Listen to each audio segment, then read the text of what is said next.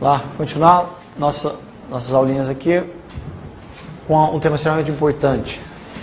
Vamos falar agora sobre prescrição, que é o último dos assuntos relacionados à parte geral do Código Penal. Vamos lá. Prescrição. E é comum que os autores extraiam do artigo 107 para tratar em capítulo próprio esse assunto, que é de suma importância, de muita relevância. Despenca em prova, né? A gente sabe disso.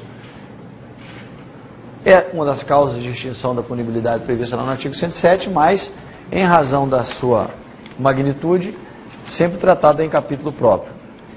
Prescrição. O que é prescrição? Qual a natureza jurídica desse negócio? O que é prescrição? Quais são os fundamentos da prescrição? Por que ela existe? Vamos lá. Prescrição é matéria penal ou é matéria processual? Eu posso dizer que a natureza jurídica dessa prescrição, ela é penal ou ela é processual?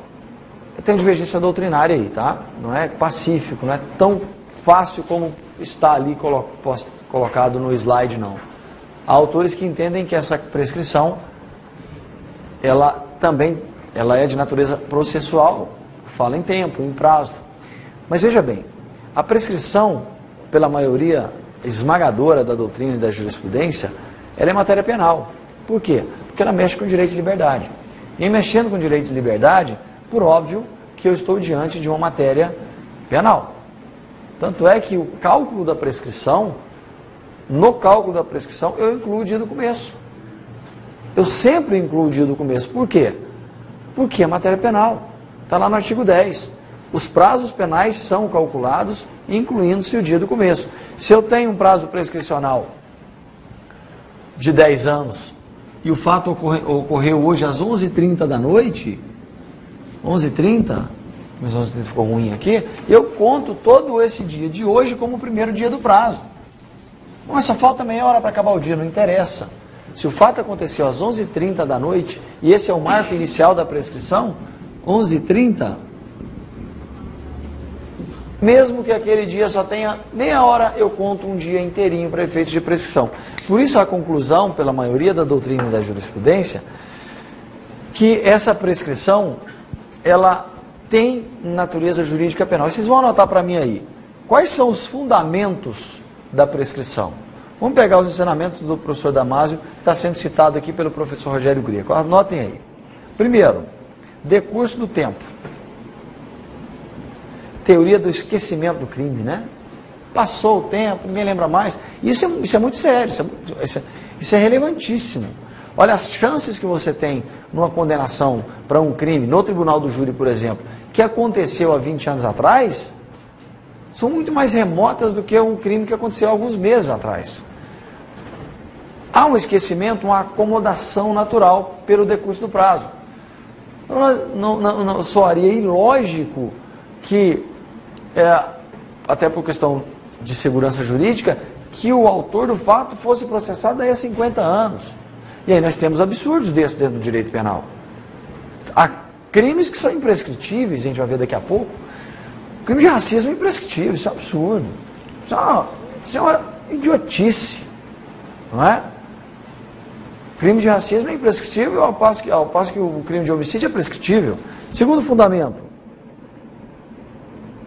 a correção do condenado. Ele já se corrigiu, não precisa mais de correção. Já aprendeu. E por fim, o castigo dado à autoridade pela sua negligência. Negligência da autoridade. Ou seja, o Estado deixou a coisa fluir do jeito que quis, não é agora que ele resolveu movimentar a máquina depois do condenado, depois do réu, né? Estar tranquilo na sua casa, não está lá, agora resolveu, agora vou te processar. Não é assim que funciona. Então são esses três os fundamentos, segundo os ensinamentos do professor Damásio Evangelista de Jesus, que São bastantes, são importantes, justificam e explicam bem esse instituto. Olha só, quando a gente pega esse fundamento, você dá uma olhada na tal da imprescritibilidade, a gente fica assim meio arrepiado, né? Olha, imprescritibilidade, o Estado não vai se movimentar por 70 anos.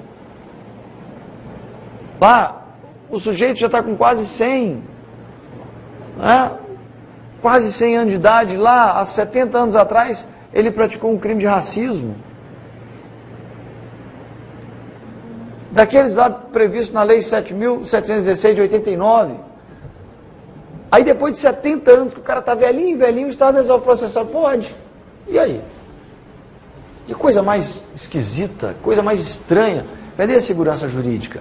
Ninguém nem lembrava mais. Se ele tivesse, ao invés de ter praticado contra aquele indivíduo um crime de racismo, tivesse matado, ele já estava livre.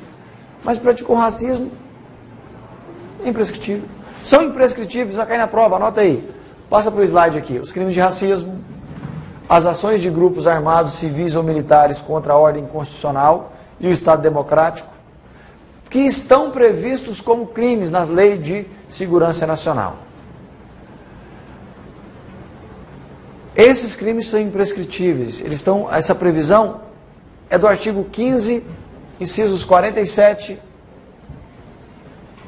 e 47 da Constituição Federal. Está na Constituição, está previsto na Constituição. Agora, lembra aí, para não confundir na hora da prova, crime hediondo ou afim são prescritíveis.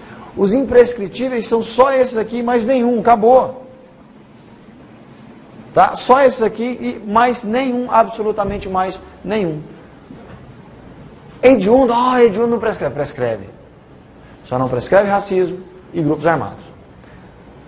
Pena restritiva de direitos, prescreve? Prescreve, a gente vai ver já já. No mesmo prazo das penas privativas de liberdade. A questão interessante é a seguinte: a prescrição é de ordem pública, não é isso? A prescrição é de ordem pública.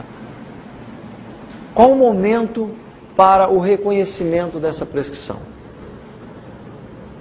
O artigo 61 diz que não tem momento, não tem tempo. Não tem tempo.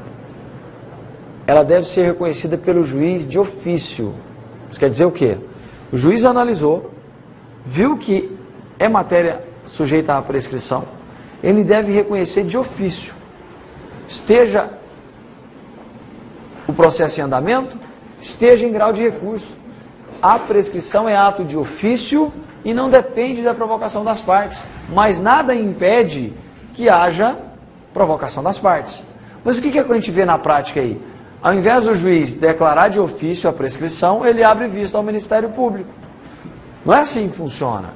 Verificada a prescrição, que é de ordem pública, o juiz deve reconhecê-la e abrir vista às partes para ciência. Esse é o procedimento correto. Tá? Então é qualquer momento, em qualquer situação, deverá o juiz declarar, reconhecer a prescrição. Outro mito, medida socioeducativa, anotem aí, súmula 338 do STJ. Medida socioeducativa está sujeita à prescrição? Sim, nos mesmos moldes da prescrição da pretensão punitiva do Estado, sem problema, tá?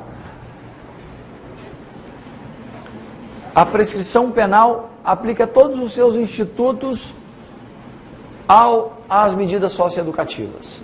Qual que será o fundamento? Qual é a base para verificar a prescrição? O fundamento será a pena privativa de liberdade prevista para o ato infracional praticado pelo adolescente.